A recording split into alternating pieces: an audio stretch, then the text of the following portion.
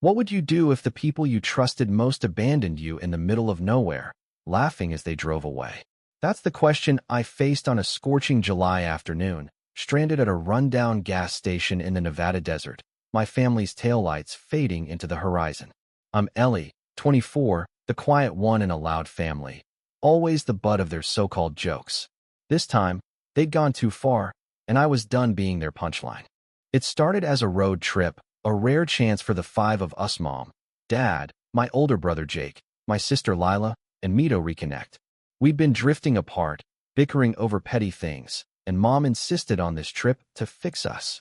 I wasn't thrilled, but I went along, hoping for something good. We were halfway through Nevada, laughing over bad diner food, when Jake suggested a detour to an old ghost town. "It'll be fun," he said, smirking. I should have known that smirk meant trouble. They planned it perfectly. At a gas station 50 miles from nowhere, they told me to grab snacks while they checked the car.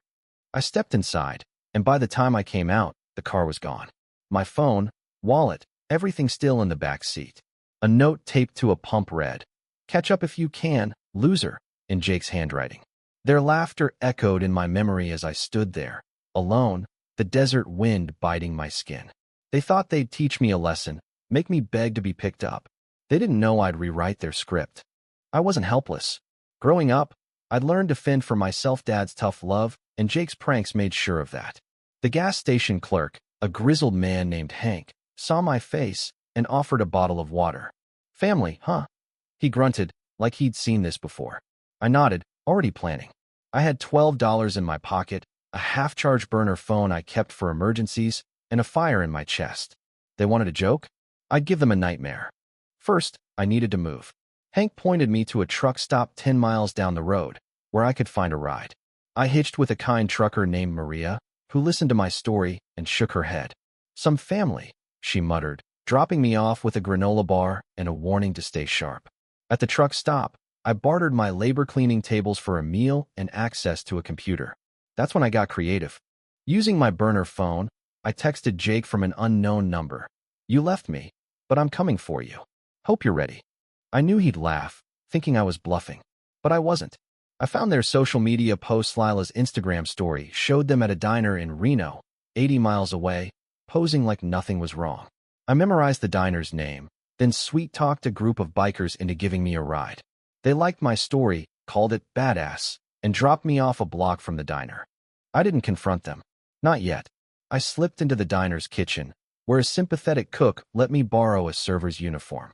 Disguised, I watched them from across the room. Mom sipping coffee, Dad scrolling his phone, Jake and Lila joking about their prank. They didn't even look worried. That's when I upped the ante. I hacked into Jake's phone. Years of watching him use the same dumb password paid off and posted a cryptic message from his account. "Lost in the desert. Need help." I tagged their location, knowing their friends would panic. Within an hour, their phones buzzed with concerned texts. Mom's face paled as she read them. Jake tried to laugh it off, but I could see the cracks. I sent another text from my burner. "You left me to rot. Now you're lost too." I watched them argue, their carefree vibe crumbling. Then I slipped out, leaving them to stew. I didn't stop there. I hitched another ride to their hotel, where I knew they'd booked rooms. Using my charm and a sob story, I convinced the desk clerk to misplace their reservations. When they arrived, exhausted and rattled, they found no rooms, no explanations, just a note I'd left at the desk. "Joke's on you." By now, their prank had backfired. They were scared, confused, and stuck in a city that didn't care. I could have kept going, but revenge wasn't the point. I wanted them to feel what I felt, alone, betrayed, but strong enough to survive.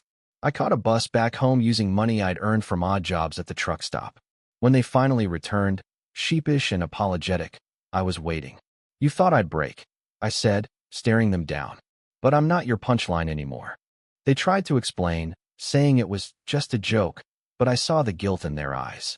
Mom hugged me, tears falling, and even Jake mumbled an apology. It wasn't enough, not yet, but it was a start. I'd turned their cruel prank into a lesson they'd never forget. Underestimate me, and I'll make you regret it. But more than that, I learned my own strength. Family can hurt you, but they don't define you.